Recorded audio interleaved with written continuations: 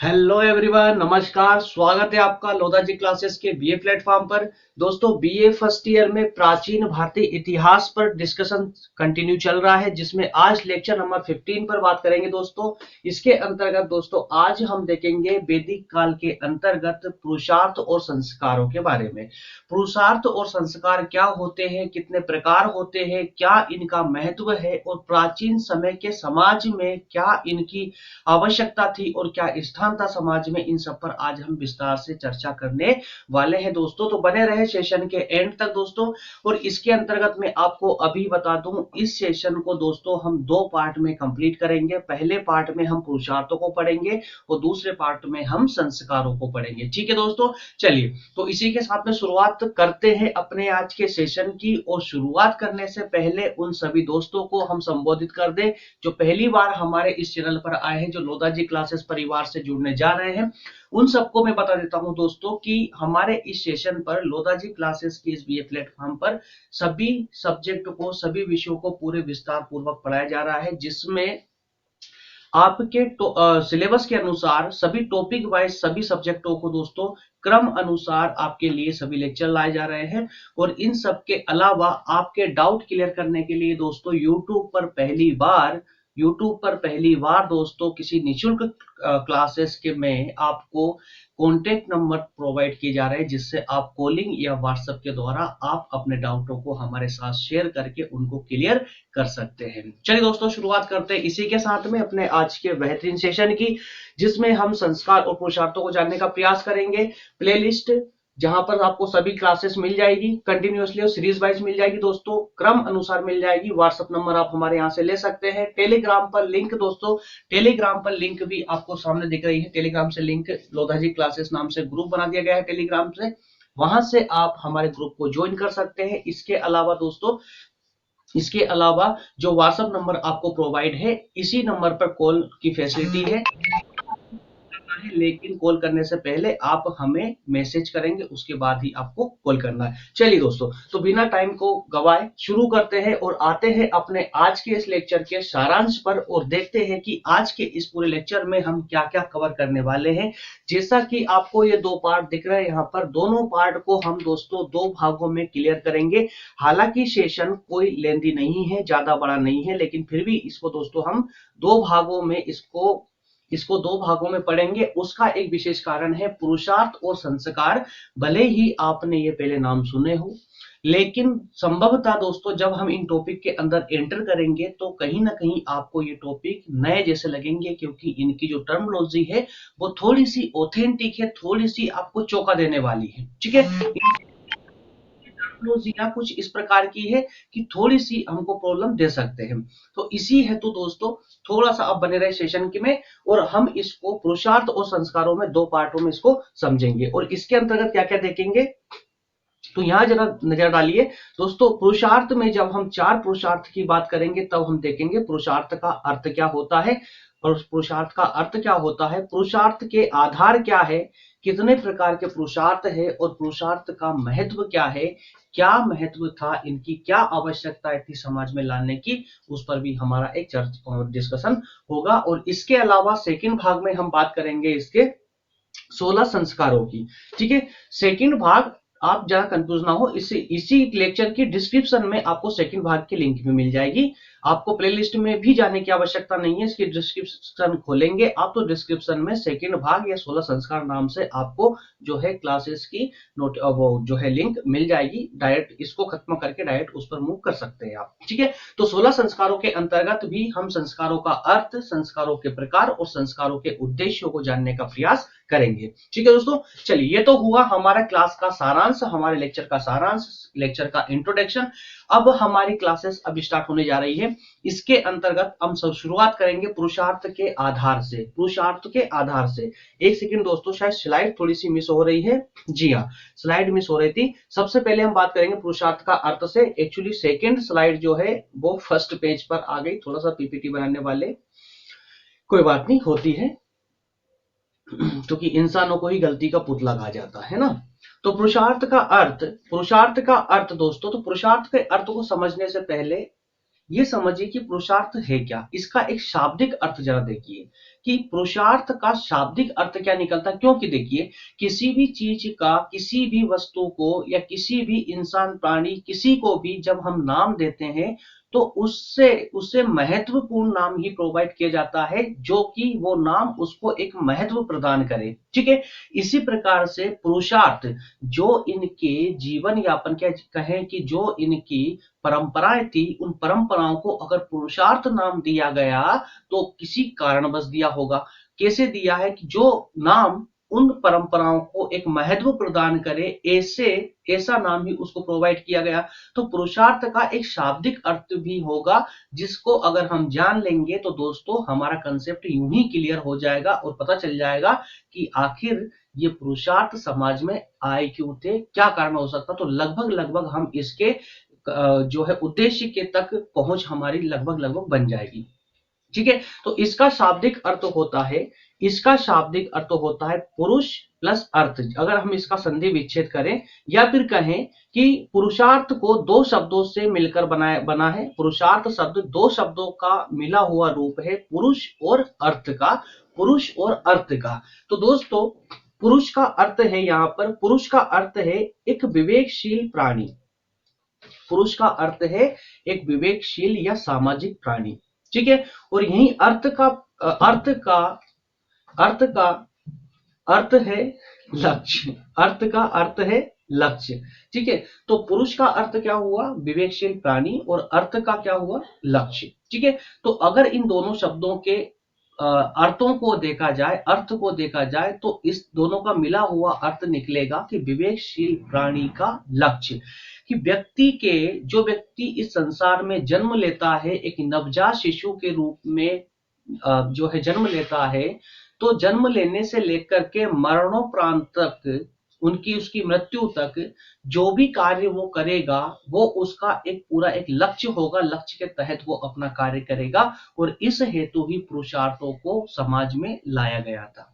ठीक है, तो दोस्तों अगर पुरुषार्थ की हम बात करें तो पुरुषार्थों के अंतर्गत भौतिक संसार, परलोक, भौतिक संसार और परलोक। जैसा कि हमने लास्ट लेक्चर जब हम सामाजिक व्यवस्थाओं को पढ़ रहे थे, जब हमने आश्रम व्यवस्था को डिस्कस किया था दोस्तों, तो उसमें हमने अच्छे से देखा था कि आश्रम व्यवस्था के अंतर्गत एक ऐसी व्यवस्था की गई थी कि बच्चे के जन्म लेने से मृत्यु तक के बीच का जो ये पूरा सफर था जिंदगी का, इस सफर में वो अपने भौतिक जीवन के सुख सुविधाओं का आनंद उठाने के साथ में वो परलोक के में मोक्ष की प्राप्ति हेतु भी अपने प्रयास इसी जीवन काल में कर लेता है। तो इसी जीवन काल में परलोक, माफ कीजिएगा, लोक से परलोक तक के सफर को सुरक्षित करने के लिए ही यहाँ पर इन पुरुषार्थों को अपनाया गया है। ठीक है, और पुरुषार्थ कौन कौन से हैं मैं अभी आगे, वैसे आपको अच्छी तरह पता है, आप उनके नाम से भी परिचित है, लेकिन आगे करके अच्छे से हम उसको डिस्कस करेंगे। ठीक है, तो सांसारिक और कर्तव्य के साथ ही इस मनोशारीरिक तथा आध्यात्मिक मूल्यों को संतुलित किया गया है। कुल मिलाकर के ये कि जो पुरुषार्थ अपनाए गए हैं समाज के लिए, समाज के उद्धार के लिए, वो एक ऐसे पुरुषार्थ है जिनमें सांसारिक से लेकर के अर्थात लोक से लेकर के परलोक तक में जो है नैतिक, आर्थिक, मनोशारीरिक और आध्यात्मिक सभी मूल्यों को एक साथ अपनाया गया है। ठीक है, चलिए, तो इसके बाद में दोस्तों पुरुषार्थ का अर्थ हमारा ये कंप्लीट हो जाता है। पुरुषार्थ का अर्थ इसमें कंप्लीट हो जाता है। ये आपको मैं बता ही चुका हूं कि पुरुषार्थ के अंतर्गत मनुष्य जो है भौतिक संसार से लेकर के परलोक तक की यात्रा की व्यवस्था इसी जीते जी ही कर लेता है। ठीक है ना, जीते जी ही कर लेता है। चलिए, तो दोस्तों जो पुरुषार्थ है हमारे जो चार पुरुषार्थ है, उन पुरुषार्थों को एक सेकेंड थोड़ा स्लाइड, यस, पुरुषार्थ के आधार, सेकंड है हमारा पुरुषार्थ के आधार, क्योंकि हमने फर्स्ट में देखा था कि सबसे पहले पुरुषार्थ का अर्थ पढ़ेंगे जो हम डिस्कस कर चुके हैं, पुरुषार्थ के आधार। ठीक है, तो पुरुषार्थ के आधार या कह सकते हैं कि पुरुषार्थ के प्रकार। तो पुरुषार्थ, चार प्रकार के पुरुषार्थ यहां बताए गए हैं, चार प्रकार के पुरुषार्थ, धर्म, अर्थ, काम, मोक्ष। ठीक है, ये नाम लगभग आप सभी ने सुन रखे हैं। कोई भी ऐसा स्टूडेंट नहीं है जिन्होंने ये 4 नाम ना सुने हो, ठीक है। अब लेकिन इनका अर्थ क्या है जो आपको एग्जाम में लिखकर आना है, इसमें थोड़ी सी भिन्नता आप लोगों में देखने को मिल सकती है। आप लोगों को हो सकता है किसी को पता हो और किसी को पता ना हो, लेकिन धर्म अर्थ काम मोक्ष ये 4 शब्द तो हर किसी को रटे होते हैं दोस्तों। और हो सकता है कि अभी इस क्लास से पहले आप लोगों को ये भी नहीं पता हो कि धर्म अर्थ काम मोक्ष आखिर क्या है, ठीक है। हो सकता है ये सेशन अटेंड करने के बाद आप लोगों को पता चला हो कि ये चारों शब्द जो है ये सब के सब पुरुषार्थ कहलाते हैं। क्या कहलाते हैं? पुरुषार्थ कहलाते हैं, जो प्राचीन समय ने हमको प्रदान किए थे, ठीक है। तो चलिए अब चारों शब्दों को दोस्तों, धर्म अर्थ काम मोक्ष, इन चारों शब्दों को हम एक एक करके और डिस्कस कर लेते हैं। दोस्तों धर्म का अर्थ होता है धारण करना। धर्म का अर्थ होता है धारण करना। बेसिकली दोस्तों अपना खुद कॉमन सेंस लगाकर कुछ सोचिए, एक अंदाजा मतलब एक गेस कीजिए, सोचिए कि आज की वर्तमान समाज में अगर धर्म नहीं होता, वर्तमान समाज में सिर्फ भारत की बात नहीं कर रहा हूं बल्कि पूरे विश्व, तो धर्म का अर्थ मैंने बताया आपको कि धर्म का अर्थ होता है धारण करना, ठीक है। तो धर्म का अर्थ धारण करना है। अगर मान लेते हैं वर्तमान विश्व में अगर धर्म नहीं होता तो क्या यह मानव समाज इतना विकसित हो पाती, विकास कर पाती? क्योंकि दोस्तों समाज को नियंत्रण में लाने के लिए, नियंत्रित रखने के लिए धर्म की नितांत आवश्यकता है। और आज वर्तमान में भी दोस्तों धर्म ही एक वो मात्र एक ऐसे जो है परंपरा है लोगों की, या परंपरा है समाज की, जिसमें पूरी समाज बंधी हुई है, ठीक है। और प्रत्येक समाज का, प्रत्येक जाति का या प्रत्येक वर्ण का प्रत्येक व्यक्ति अपने धर्म के अनुसार आचरण करता है। और जब तक धर्म का डर है लोगों के अंदर, व्यक्ति के अंदर जब तक डर है रहेगा तब तक वो सही आचरण करेगा। अगर व्यक्ति के अंदर से डर निकाल दिया जाए तो उसका आचरण भी दोस्तों पशुओं के समान हो सकता है, पशुओं के समान ही हो जाएगा। तो इंसान और पशुओं में जो डिफरेंस देखने को मिलता है दोस्तों, उनमें से एक डिफरेंस ये भी देखने को मिलता है कि इंसान अपने धार्मिक आचरण के कारण कुछ नियमों से बंधा हुआ है, वहीं पशु इन नियमों से बंधा हुआ नहीं होता है ना। तो इस प्रकार से दोस्तों, तो प्राचीन समय से ही धर्म का समाज के लिए काफी महत्व रहा है, ठीक है। तो ये धर्म हमारा एक पुरुषार्थ है। तो धर्म का अर्थ मैंने बताया धारण करना, अर्थात कि व्यक्ति, अर्थात धर्म व्यक्ति को सत्कर्मों से बांध के रखता है या सत्कर्मों की ओर ले जाता है, और व्यक्ति की इच्छा और आकांक्षाओं को, जो व्यक्ति की इच्छाएं होती है उनको नियंत्रित करने का कार्य करता है, यही धर्म कहलाता है, ठीक है। नेक्स्ट है अर्थ। दोस्तों अर्थ का सीधा सा अर्थ है मतलब लिया गया है यहाँ पर जो है उनकी आय से, जो व्यक्ति की आय से, तो अपने जीवन काल के अंतर्गत जीवन का भरण पोषण करने के लिए, ताकि सिर्फ उतना अर्थ पर काम किया जाए, उतना अर्थ हो उसके पास में कि वो अपना जीवन यापन आसान तरीके से, अर्थात जीवन यापन, अपना पूरा जीवन यापन कर सके, एक पूरी सुविधा के साथ में जीवन यापन कर सके। तो अर्थ का महत्व धर्म से अधिक माना गया है। जरा ध्यान दीजिए इस बात पर, अर्थ का महत्व या धर्म से अधिक माना गया है। जिस प्रकार आत्मा के लिए मोक्ष की आवश्यकता होती है, बुद्धि के लिए धर्म की आवश्यकता होती है, मन के लिए काम की आवश्यकता होती है, उसी प्रकार दोस्तों शरीर के लिए अर्थ की आवश्यकता होती है। अर्थात कि शरीर के को जीवित रखने के लिए अर्थ को इग्नोर नहीं किया जा सकता, ठीक है। तो जिस प्रकार से धर्म भी समाज के लिए आवश्यक है, उतना ही आवश्यक अर्थ भी उतना ही आवश्यक है समाज के लिए या एक व्यक्ति के लिए, ठीक है। इस प्रकार से दोस्तों नेक्स्ट है काम, ठीक है। तो भारतीय दर्शन के अनुसार, अर्थात भारतीय विचारकों के अनुसार, काम का मुख्य उद्देश्य संतानोत्पत्ति या फिर अपने वंश की वृद्धि करना है, अपने वंश को आगे बढ़ाना प्रमुख उद्देश्य रहा है काम का, ठीक है। और काम जीवन का एक प्रमुख अंग है। काम प्रत्येक व्यक्ति के जीवन का एक प्रमुख अंग होता है, लेकिन इसकी अधिकता जो है समाज के लिए एक दुर्गुण साबित हो सकती है, अतः काम के वशीभूत होकर धर्म नहीं छोड़ना चाहिए। अर्थात यहाँ पर काम, जो दो पुरुषार्थ है काम और धर्म, इन दोनों को कनेक्ट किया गया है कि जब आप काम पर जो है काम जो आपका पुरुषार्थ बताया गया है, इस काम पुरुषार्थ को करेंगे तो उस वक्त आप धर्म, जो पुरुषार्थ है प्रथम पुरुषार्थ धर्म, उसके अनुसार ही इसका भोग करेंगे, ठीक है, तो ही आप ये पुरुषार्थों के अंतर्गत जो है आपकी इस श्रेणी में आ पाएंगे। ठीक है, नेक्स्ट है मोक्ष। नंबर 4 एंड लास्ट जो आपका पुरुषार्थ है वो है मोक्ष। तो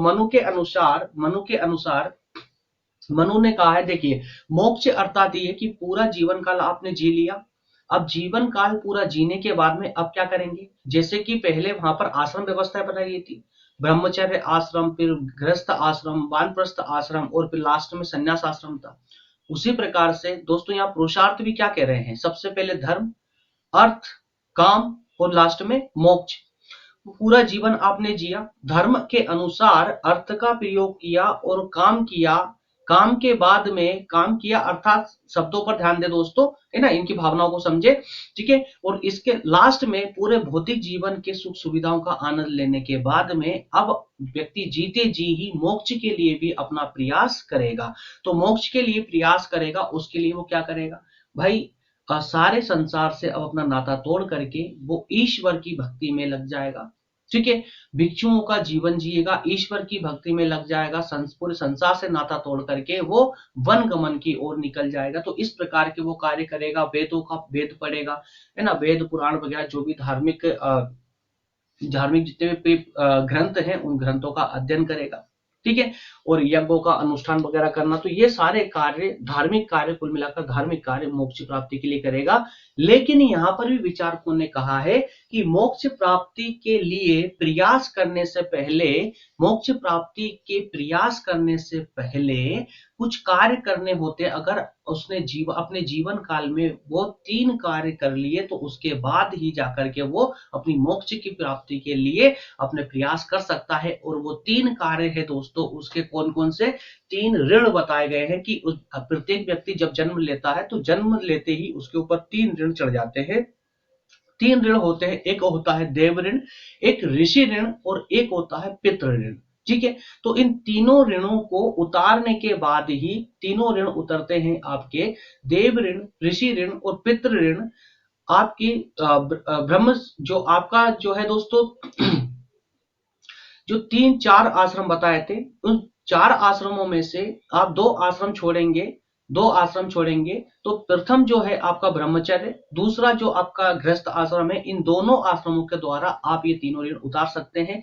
तो ये तीनों ऋण उतारने के बाद ही कोई व्यक्ति मोक्ष की प्राप्ति के लिए प्रयास कर सकता है अपने जीवन काल में ही। ठीक है, तो इस प्रकार से स्लाइड को भी जरा पढ़ते जाइए। मनु के अनुसार व्यक्ति को 3 ऋण, दोस्तों यहाँ मिसप्रिंट हुआ है, इसको जब स्लाइड डाउनलोड करेंगे आप तो ठीक कर लेना। ठीक है, ये क्षण नहीं है बल्कि ये ऋण है। ठीक है, क्षण ये टाइप हो चुका है, मिसप्रिंट है। तो 3 ऋण बताए गए हैं, देव ऋण, ऋषि ऋण और पितृ ऋण। तो इनको प्राप्त या इनको पूरा करने के बाद या इन ऋणों को उतार देने के बाद ही व्यक्ति मोक्ष की प्राप्ति के लिए प्रयास कर सकता है या करना चाहिए। ठीक है, देवों का ज्ञान प्राप्त, वेदों का ज्ञान प्राप्त करे, धर्म के अनुसार पुत्रों को उत्पन्न करे, यज्ञों का अनुष्ठान करे, ये सब प्रकार के प्रयास करने होते हैं उसे। ठीक है, तो दोस्तों इस प्रकार से ये 4 पुरुषार्थ थे। मेरे ख्याल से चारों पुरुषार्थ का अर्थ आपको भली भांति रूप से स्पष्ट हो चुका होगा। जो धर्म, अर्थ, काम, मोक्ष की हमने बात की है, चारों पुरुषार्थ आपको अब क्लियर हो चुके होंगे। मेरे ख्याल से अब कोई डाउट इसके अंतर्गत नहीं होगा। डाउट हो तो प्लीज मुझे कमेंट में जरूर बताइएगा। इसके बाद हम बात करेंगे कि आखिर जो ये पुरुषार्थ आए थे तो क्यों आए थे, आखिर प्राचीन समय में, प्राचीन समाज में इनका महत्व क्या था। तो दोस्तों महत्व के अंतर्गत हम यहीं पर बात कर लेते हैं शॉर्ट में ही, क्योंकि ज्यादा ये बहुत लेंथी नहीं है, मैंने शुरू में ही बता दिया था। ठीक है, तो व्यक्ति का पूर्ण विकास, एक व्यक्ति का पूर्ण विकास, ऐसा विचारकों का कहना है कि एक व्यक्ति के पूर्ण विकास के लिए, एक व्यक्ति के पूर्ण विकास के लिए कि 4 पुरुषार्थों पर अमल करना अति आवश्यक है, तभी जाकर के एक व्यक्ति का पूर्ण विकास संभव था। जैसे धर्म, अगर धार्मिक आचरण नहीं करेगा या अर्थ नहीं कमाएगा, या है ना, तो अर्थ, धर्म अर्थात धार्मिक आचरण करना, अर्थ अर्थात इतना कार्य करना जिससे वो अपना जीवन यापन कर सके। उसके बाद में दोस्तों काम आता है, तो अपनी इच्छाओं की, अपनी भावनाओं के, अपने मन की संतुष्टि के लिए, अपने संतानोत्पत्ति के लिए या अपने वंश को आगे बढ़ाने के लिए इस पुरुषार्थ का लाभ उठाना। इसके अलावा मोक्ष प्राप्ति के लिए, तो लोक में रहते हुए परलोक को सुधारने के लिए मोक्ष प्राप्ति हेतु प्रयास करना। तो जब कोई व्यक्ति ये चारों पुरुषार्थों पर अमल करता है, चारों पुरुषार्थों को ग्रहण कर लेता है या उन पर कार्य करता है, तभी जाकर के व्यक्ति का पूर्ण विकास संभव हो पाता है, ऐसा कहना था प्राचीन विचारकों का। क्लियर हो पाया? ठीक है। नेक्स्ट है इसके बाद में जीवन का मुख्य प्रेरक तत्व। तो जो पुरुषार्थ है दोस्तों, आप भली भांति रूप से समझते हैं, इन चारों पुरुषार्थ में से अगर एक को भी छोड़ दिया जाए, अगर एक पुरुषार्थ को भी छोड़ दे दोस्तों, तो क्या व्यक्ति का जीवन काल पूरा हो सकता है? संभवतः नहीं हो पाएगा, संभवतः नहीं हो पाएगा। और प्रत्येक व्यक्ति आज वर्तमान में भी प्रत्येक व्यक्ति कहीं ना कहीं इन चारों पुरुषार्थों पर कार्य करता है, इन चारों पुरुषार्थों को ग्रहण करता है, भले ही उसको इसका नॉलेज हो ना हो, पता हो या ना हो, लेकिन फिर भी इन चारों पुरुषार्थों के अनुसार ही वो अपना जीवन यापन करता है। ठीक है, आप खुद आराम से सोच के देखिए, क्या आप नहीं कर रहे हैं? आप भी कर रहे हैं, सभी करते हैं। ठीक है, तो पूरी मानव समाज इन चारों पुरुषार्थों पर कार्य करती है। अगर आप मंदिर जाते हैं तो किसके लिए जाते हैं? जो अंतिम पुरुषार्थ देखा हमने, मोक्ष के लिए, है ना? तो इस प्रकार से कहीं ना कहीं आप चारों पुरुषार्थों का इस्तेमाल करते हैं।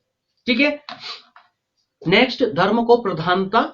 पुरुषार्थों के द्वारा धर्म को प्रधानता मिलती है, जिससे जिससे समाज के अंदर और ज्यादा दोस्तों उत्कृष्टता आती है, समाज के अंदर और ज्यादा प्रसन्नता के साथ साथ में दोस्तों समाज के अंदर और जो है स्वच्छता आती है, और व्यक्ति एक सामाजिक तत्व के अंतर्गत बंधा हुआ होता है ना? तो धर्म की बहुत बड़ी भूमिका होती है समाज के अंदर, धर्म की बहुत बड़ी भूमिका है समाज के अंदर। लौकिक और परलौकिक आदर्शों के बीच सामंजस्य, जैसा कि मैंने बताया आपको कि व्यक्ति जन्म से लेकर के मृत्यु के बीच में का जो ये पूरा सफर है जीवन काल का, इस पूरे सफर में वह लोक में रहते हुए परलोक को सुधारने की बात करता है, परलोक को सुधारने का प्रयास करता है। तो इसके बीच में, दोनों के बीच में एक संबंध हमेशा बना रहता है। और लास्ट है, जीवन में नियम और संयम की स्थापना करने का कार्य भी प्रमुख रूप से आपके पुरुषार्थ ही करते हैं। ठीक है दोस्तों, तो इस प्रकार से दोस्तों हमारे ये पुरुषार्थ वाला कंसेप्ट क्लियर हुआ।